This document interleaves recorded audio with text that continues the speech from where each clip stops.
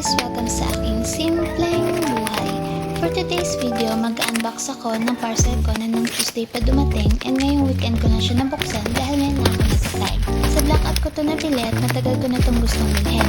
Ilang beses na siyang dumaan sa FYP ko pero ang dami siyang what ifs, so natagalan talaga ako bago ko siya mabili. And finally, nabili ko na rin siya, ang aking hydroponic starter kit. Sa mga hindi nakakaalam, mahilig kasi ako magtanim na para bang hindi nyo halata sa mga uploads ko.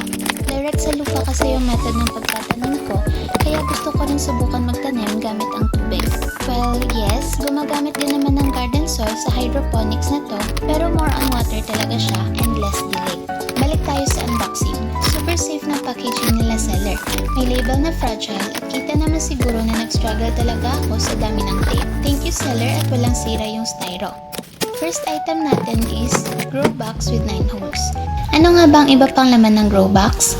Meron din tayong 1 kilong sterilized coco peat at 1 kilong purified vermicast. Ito yung dalawang paghahaluin para maging garden soil. Next item, seedling tray with 32 holes. Dito tayo magpapatubo ng seeds. Meron din tong kasamang 9 styro cups. Dito ito transplant yung mga seedlings na galing sa seedling tray na ilalagay doon sa grow box. Next, isang pair ng 500 ml na Super Blend A and B. Ito yung magiging nutrients na ihahalo sa tubig. Meron din tayong 4 na klase ng seeds: lettuce, mustasa, pechay, at kangkong.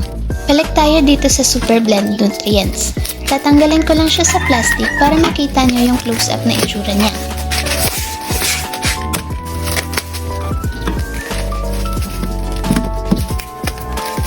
Yung Super Blend B ay mga maliit na bato na may kasamang white powder. Nakalagay dito sa label niya yung measurement kung gaano karaming ganito ang ihahalo sa tubig na pagbababara ng tanim.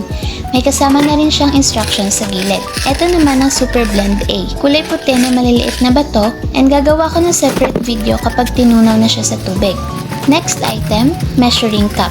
Ito yung gagamitan na panukat sa Super Blend nutrients. And lastly, instruction or manual. Tinitingnan ko palang sumasakit na yung ulo ko. Anyway, imekos-mekos ko na lang pag nagtanim na ako. Wait for part 2! Ayun lang! Thanks for watching!